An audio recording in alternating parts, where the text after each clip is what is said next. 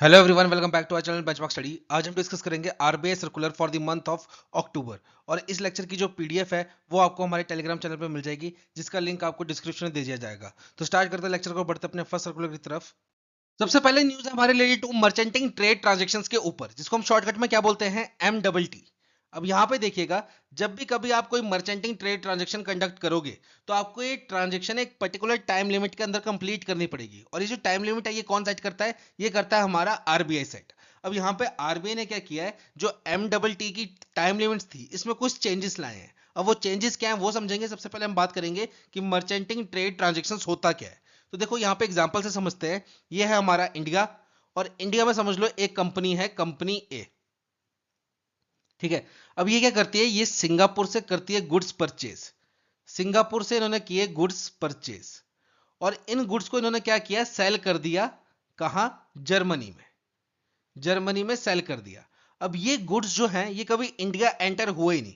यहां पे कंपनी ए ने क्या किया, सिंगापुर से काफी ज्यादा सामान खरीदा। अब उस सामान को लोड किया उन्होंने शिप के ऊपर, और वो शिप को डायरेक्टली जर्मनी को रवाना कर दिया और वहां पे बेच दिया सामान।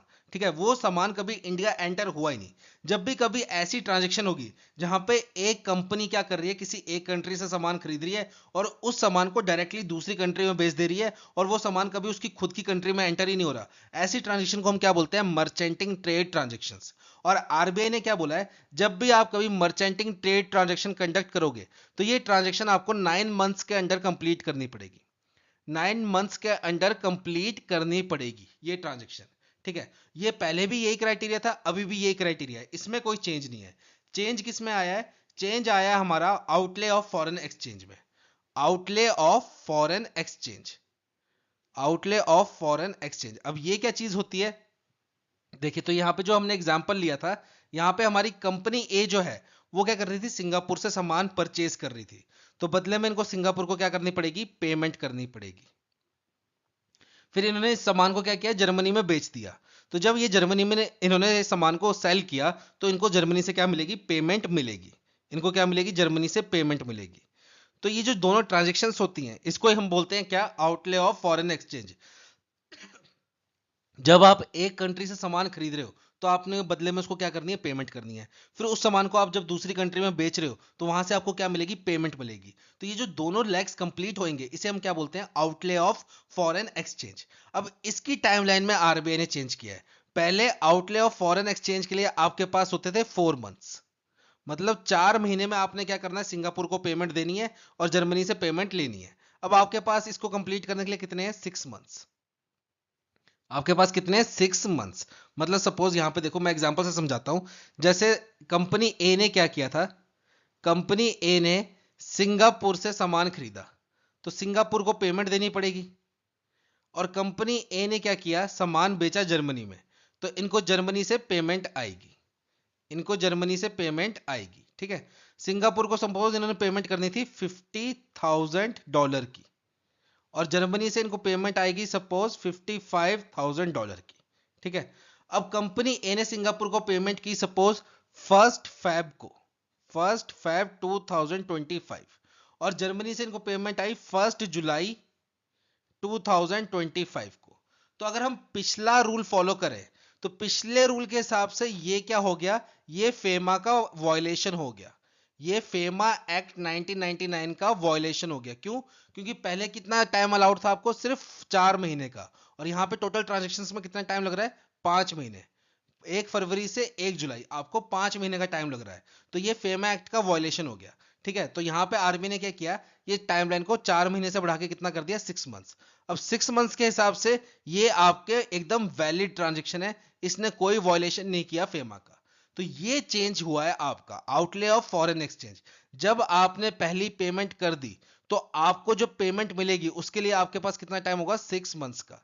अगर देखो जैसे ये पेमेंट करते हैं आपकी, समझ लो 2 मार्च को, 2 मार्च को इन्होंने पेमेंट की, 2 मार्च को पेमेंट की सिंगापुर को, तो इनके पास कितना, 2 सितंबर तक का टाइम है पेमेंट वापस लेने का जर्मनी से। मतलब एक बार आपने कोई ट्रांजेक्शन कर दी उसके बाद आपके पास 6 महीने हैं दूसरी ट्रांजेक्शन को कंप्लीट करने के लिए। अगर सपोज जर्मनी ने पहले पेमेंट कर दी, जर्मनी ने पहले पेमेंट कर दी इंडिया को, तो जिस दिन जर्मनी ने पेमेंट की उसके 6 महीने तक का आपको टाइम है सिंगापुर को पेमेंट करने का। या फिर आपने जिस दिन सिंगापुर को पेमेंट की, तो जिस दिन आपने पेमेंट की उससे आपके पास 6 महीने का टाइम है जर्मनी से पेमेंट लेने का। ये होता है आपका आउटले ऑफ फॉरेन एक्सचेंज। पहले इसके लिए 4 महीने का टाइम था, अब इसको बढ़ा के कितना कर दिया, 6 महीने। और टोटल मर्चेंट ट्रेड ट्रांजेक्शन आपकी कितने महीने में होनी चाहिए, 9 मंथ्स में। वो अभी भी सेम वैसे का वैसा ही है, ठीक है। बढ़ते हैं नेक्स्ट सर्कुलर की तरफ। नेक्स्ट न्यूज है हमारी based on reconciliation of export and import entries के लिए। अब ये जो न्यूज है हमारी, ये बेसिकली किसके लिए है, हमारे मर्चेंट्स बोल लो या फिर ट्रेडर्स बोल लो, जो बेसिकली डील करते हैं आपका एक्सपोर्ट इंपोर्ट में। ये उनके लिए एप्लीकेबल है सर्कुलर। अब यहाँ पे क्या होता है, देखो जब भी कभी आप इंडिया से कोई सामान बाहर बेच रहे हो या बाहर भेज रहे हो, एक्सपोर्ट कर रहे हो, या बाहर से कोई सामान इंडिया मंगा रहे हो, इंपोर्ट कर रहे हो, तो आपकी एंट्रीज की जाती हैं किसमें, ईडीपीएमएस में या आईडीपीएमएस में। अब ई से मतलब हो गया आपका एक्सपोर्ट, और आई से मतलब हो गया आपका इंपोर्ट, और डीपीएमएस का मतलब होता है data processing and monetary system. अब कोई भी ट्रेडर मर्चेंट कोई भी चीज अगर बाहर बेच रहा है, बाहर एक्सपोर्ट कर रहा है, तो उसकी एंट्री होगी आपकी ईडीपीएमएस में। और कोई भी मर्चेंट या ट्रेडर बाहर से कोई सामान इंडिया मंगा रहा है, तो उसकी एंट्री होगी आईडीपीएमएस में, ठीक है। उसकी एंट्रीज होंगी ईडीपीएमएस में या आईडीपीएमएस में। और ये एंट्रीज होती हैं चाहे आप 1,000 रुपए का सामान मंगाओ, लाख रुपए का मंगाओ, 10 लाख का मंगाओ, आपकी एंट्रीज इसमें होंगी। अब यहाँ पे पहले क्राइटेरिया क्या था, जितनी बार आपकी एंट्रीज होंगी इसमें, जैसे समझ लो एक हमारा एक ट्रेडर है, ठीक है, और वो उसने क्या किया, 3 बार एक्सपोर्ट किया, 3 बार एक्सपोर्ट किया। एक किया आपका 1 लाख रुपए का एक्सपोर्ट, एक किया आपका 8 लाख रुपए का एक्सपोर्ट, और एक किया आपका 30 लाख रुपए का एक्सपोर्ट। तो तीनों एंट्रीज उसकी किस में चढ़ेंगी, तीनों एंट्रीज चढ़ेंगी ईडीपीएमएस में। ईडीपीएमएस में तीनों एंट्रीज चढ़ेंगी, तीनों बार एंट्रीज चढ़ेंगी।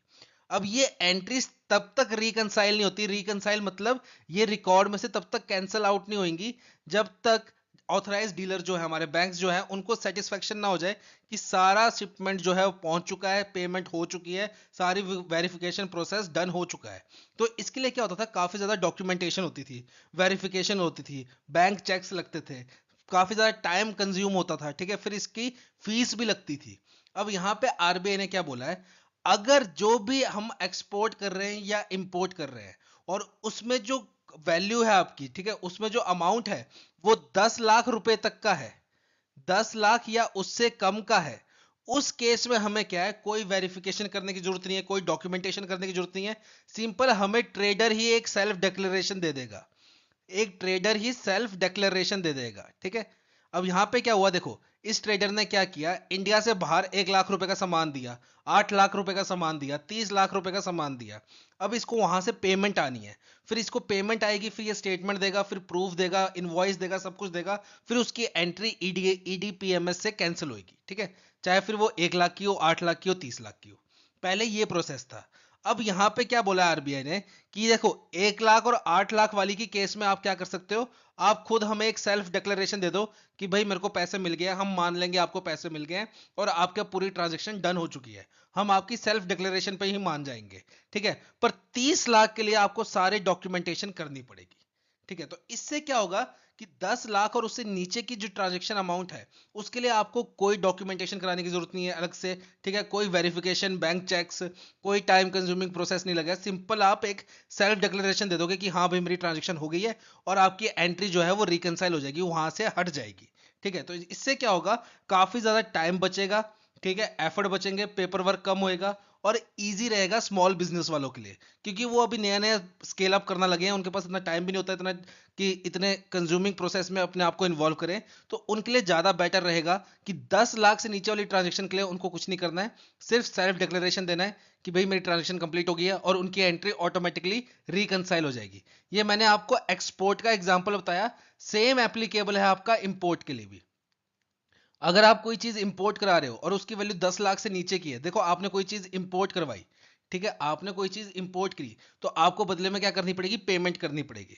तो यहाँ पे अगर आपने जो चीज इंपोर्ट करवाई उसकी वैल्यू 10 लाख या 10 लाख से कम है, तो उस केस में आपने क्या करना है, एक सेल्फ डिक्लेरेशन देना है बस, कि भाई हाँ हमने पेमेंट कर दी है उस बंदे को और हमारा जो ट्रांजेक्शन है वो पूरी सेटल्ड है, तो हम मान लेंगे और आपकी एंट्री जो है वो हम आईडीपीएमएस में से क्या कर देंगे, हटा देंगे, उसको रिकनसाइल कर दिया जाएगा। ठीक है, इसलिए आपको क्या करना पड़ेगा, 10 लाख या उससे कम वाली जो वैल्यू की ट्रांजेक्शन्स है उसके लिए आपको कोई एक्स्ट्रा पेपर वर्क नहीं करना है, कोई डॉक्यूमेंटेशन वेरिफिकेशन बैंक चेक्स नहीं लगाने हैं, आपका सिंपल सेल्फ डिक्लेरेशन पे काम चलेगा। ठीक है, बढ़ते हैं नेक्स्ट न्यूज की तरफ। नेक्स्ट सर्कुलर है हमारा based on foreign currency accounts by a resident in India के ऊपर, जिसको हम और किस नाम से जानते हैं, एफसीए अकाउंट्स के नाम से जानते हैं। अब यहाँ पे इस सर्कुलर में क्या चेंजेस लाया है आरबीआई ने, उससे पहले हम समझेंगे दो तीन अकाउंट्स के बारे में जो कि फॉरेन करेंसी में मेंटेन होते हैं।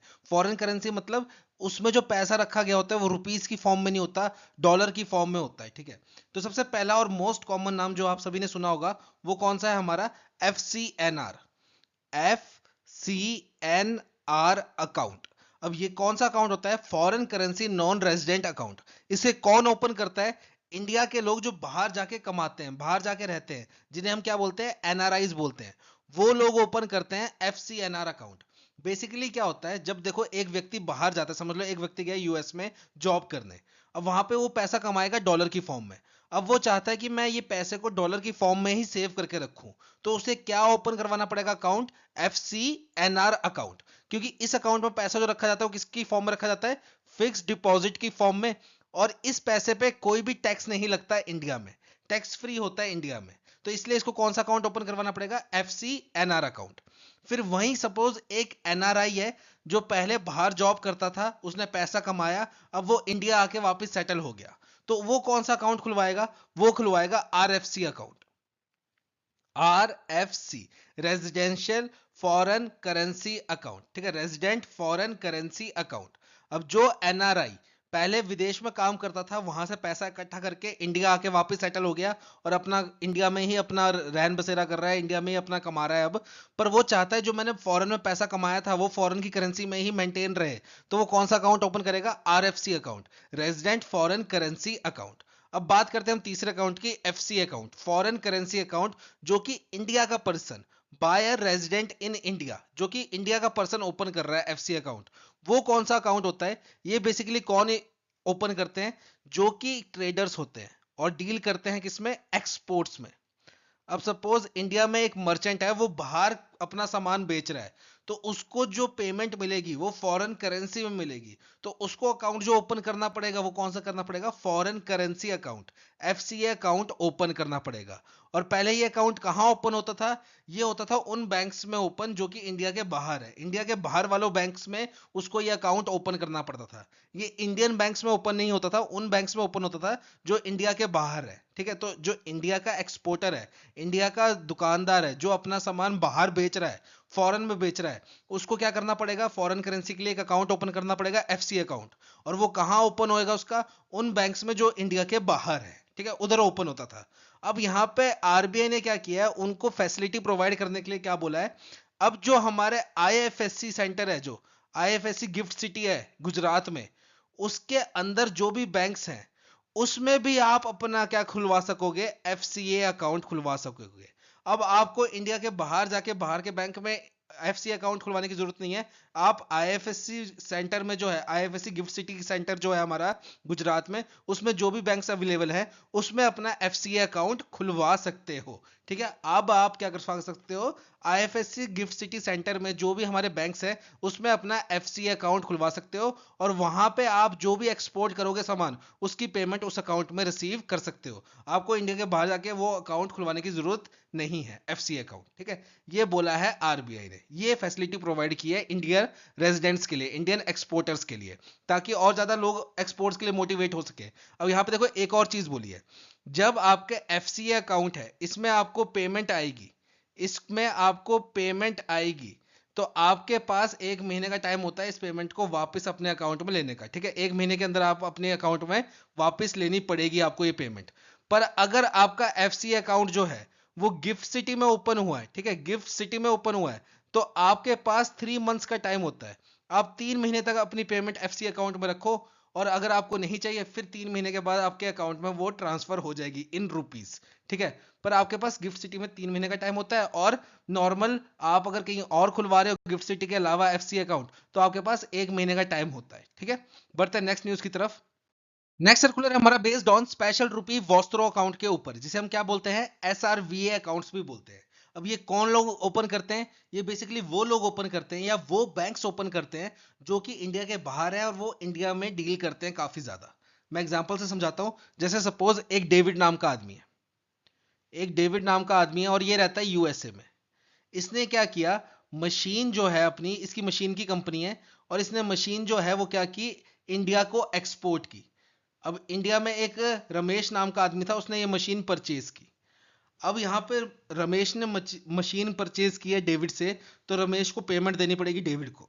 अब रमेश के पास दो ऑप्शन है, या तो वो स्विफ्ट के थ्रू यूएसडी में अपनी पेमेंट दे दे डेविड को, या फिर डेविड क्या बोलता है कि आप मेरे को स्विफ्ट के थ्रू पेमेंट मत कीजिए, क्योंकि मैं जो है इंडिया से काफी ज्यादा चीजें इंपोर्ट भी करता हूं एज अ रॉ मटेरियल, और मेरे को उन व्यक्तियों को भी पेमेंट करनी होती है रुपीज में। तो मैं क्या करता हूं, मैं आपके एक बैंक में अपना एसआरवीए अकाउंट ओपन कर लूंगा, और फिर वो अकाउंट की डिटेल मैं आपको शेयर कर दूंगा। आप रुपीज में ही इसमें पेमेंट कर देना, आप रुपीज में इसमें पेमेंट कर देना, ठीक है। और फिर जो मैं अपना सामान मंगाता हूं इंडिया से, उनको मैं इसी अकाउंट से पेमेंट कर दूंगा। अब यहां पे क्या हुआ देखो, जो मशीन मंगाई उसकी पेमेंट मिल गई डेविड को, और डेविड ने जो सामान मंगाया उसकी पेमेंट कर दी डेविड ने इसी अकाउंट से।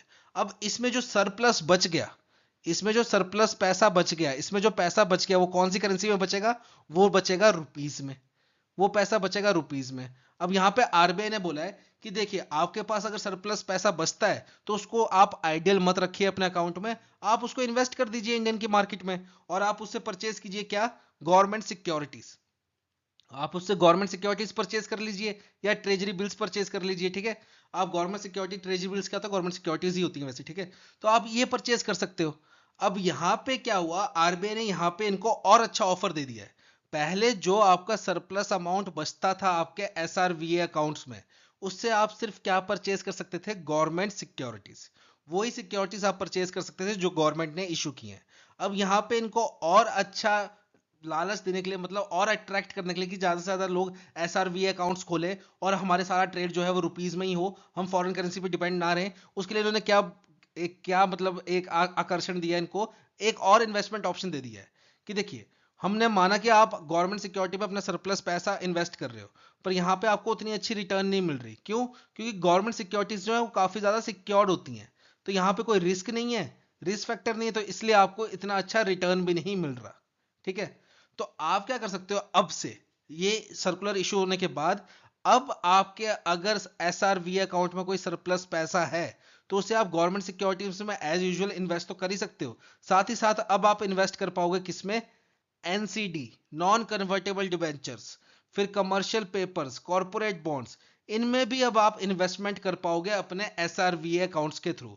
और ये कौन इशू करता है, ये बेसिकली बड़ी बड़ी कंपनीज हो गई, कॉर्पोरेट्स हो गए, वो इशू करते हैं इनको। अब इसमें क्या होता है, इसमें रिस्क भी होता है, ठीक है, इसमें रिस्क भी होता है, कल को कंपनी डूब गई तो आपका बॉन्ड की वैल्यू चलेगी, ठीक है। तो इसमें रिस्क भी होता है, पर इसमें रिटर्न भी काफी अच्छी होती है as compare to government securities. तो और ज्यादा लोग अपना एसआरवी अकाउंट्स खोले, इसलिए इन्होंने क्या कर दिया, इन्वेस्टमेंट के और ज्यादा ऑप्शन दे दिए हैं एसआरवी अकाउंट में। पहले क्या होता था, आपके एसआरवी अकाउंट में जो पैसा आएगा, ठीक है, उससे आप अपनी बाकी की ट्रांजेक्शन्स कंप्लीट कर लो, जिसके पैसे देने उसको दे लो। उसके बाद आपके पास सरप्लस बच गया तो उसको आप सिर्फ किस में इन्वेस्ट कर पाते थे, गवर्नमेंट सिक्योरिटीज में। अब आप किस में इन्वेस्ट कर पाओगे उन पैसों को, non convertible debentures, commercial papers, corporate bonds, इन सबको परचेज कर पाओगे आप किससे, सरप्लस पैसे से जो कि आपके एसआरवी अकाउंट्स में पड़े हैं, ठीक है। बढ़ते हैं नेक्स्ट सर्कुलर की तरफ। नेक्स्ट सर्कुलर है हमारा बेस्ड ऑन स्वामी फंड के ऊपर। अब यहां पे देखिए, हमने जून जुलाई में पढ़ा था एआईएफ के बारे में, ठीक है, अल्टरनेटिव इन्वेस्टमेंट फंड के बारे में। अब यहां पे क्या बोला था आरबीआई ने कि अगर कोई आर ई क्या होता है, रेगुलेटेड एंटिटीज, जैसे बैंक, एनबीएफसी, ये सब क्या है, हमारी रेगुलेटेड एंटिटीज, जिसको आरबीआई रेगुलेट करता है। अगर कोई आर ई किसी एआईएफ में इन्वेस्ट करना चाहता है, तो यहां पे कुछ क्राइटेरिया था, लिमिटेशन थी, क्या, कि सिंगल आर ई पूरे एआईएफ फंड के 10% से ज्यादा इन्वेस्ट नहीं कर सकता। एंड मल्टीपल आर ई मिलके अगर इन्वेस्ट करना चाहते हैं तो मल्टीपल आर ई पे लिमिटेशन कितनी थी, 20% की। ठीक है, मतलब कोई एआईएफ फंड है, एआईएफ फंड है समझ लो 1000 करोड़ का, 1000 करोड़ का। अब एसबीआई चाह रहा है मैं इस फंड में इन्वेस्ट करूं, तो एसबीआई मैक्सिमम कितना इन्वेस्ट कर सकता है, अगर वो अकेले इन्वेस्ट कर रहा है मैक्सिमम, तो वो कितना कर सकता है, 10%, यानी कि 100 करोड़ रुपए। अब यहां पे क्या हुआ, SBI, PNB, bank of Baroda, ठीक है, फिर बैंक ऑफ इंडिया, इन सब ने मिलकर सोचा हम इस एआईएफ फंड में इन्वेस्ट करते हैं। तो ये चारों मिलकर मैक्सिमम कितना इन्वेस्ट कर सकते हैं, 20% ऑफ फंड, यानी कि 200 करोड़ रुपए। ठीक है, सिंगल एंटिटी की बात करो तो मैक्सिमम कितना कर सकती है, 10% ऑफ एआईएफ फंड।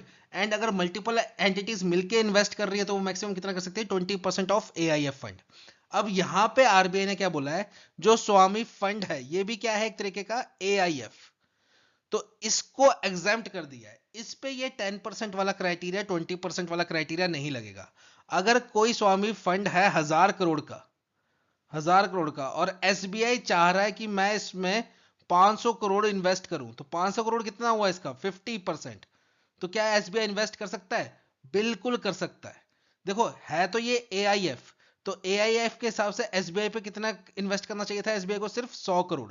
ठीक है, पर यहां पे एसबीआई कितना करना चाह रहा है, 500 करोड़। क्या एसबीआई 500 करोड़ कर सकता है, बिल्कुल कर सकता है। क्यों, क्योंकि आरबीआई ने इसको एग्जाम्पशन दे रखी है कि अगर कोई बैंक, अगर कोई आर ई स्वामी फंड में कर रही है तो उस पर वो 10% वाला क्राइटेरिया और 20% वाला क्राइटेरिया नहीं लगेगा, वो जितना चाहे उतना कर सकते हैं। ये एक्सेप्शन सिर्फ स्वामी फंड पे लगाई गई है। बाकी सभी एआईएफ पे क्या है, 10% वाला criteria for single R E, and अगर मल्टीपल आर ई मिलके इन्वेस्ट कर रहे हैं तो 20% वाला क्राइटेरिया। ठीक है, अब ये स्वामी फंड किस लिए इंपॉर्टेंट है, देखो स्वामी फंड लॉन्च हुआ था आपका ईयर 2019 में, स्वामी फंड ये हुआ था आपका ईयर 2019 में लॉन्च, और इसको मैनेज कौन करता है, एसबीआई कैप वेंचर लिमिटेड।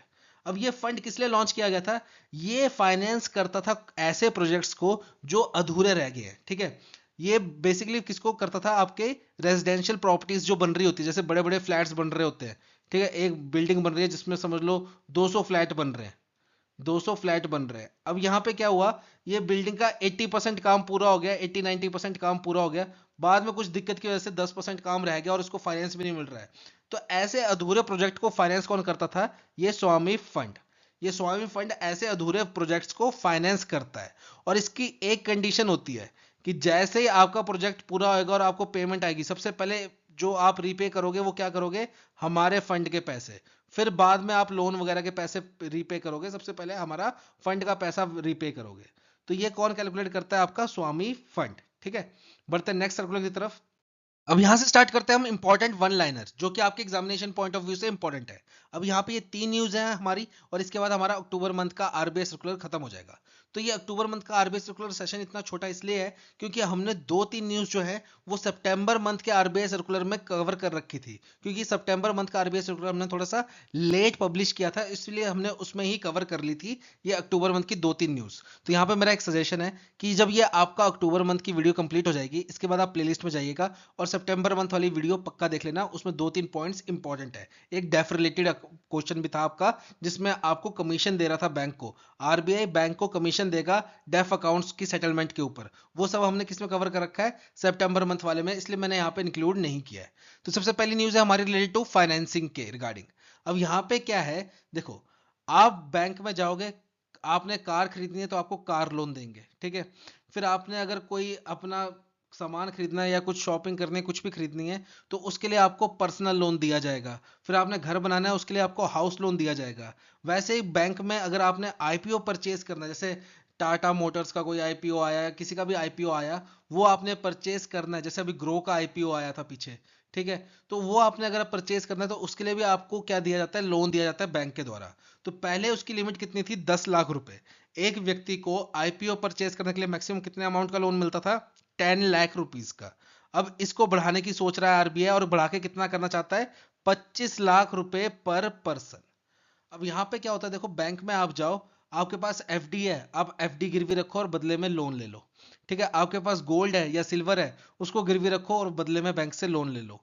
वहीं आपके पास अगर किसी कंपनी के शेयर्स है, तो आप शेयर को भी प्लेज कर सकते हो, गिरवी रख सकते हो और उसके बदले में भी लोन ले सकते हो बैंक से। तो पहले आप शेयर को गिरवी रख के मैक्सिमम कितना लोन ले सकते थे? 20 लाख रुपए तक का। अब इसको बढ़ा के कितना करना चाह रहा है आरबीआई?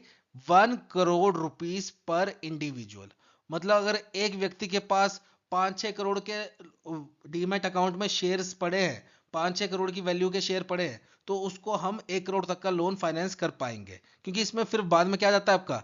एलटीवी रेशो भी आ जाती है, loan to value. Loan to value.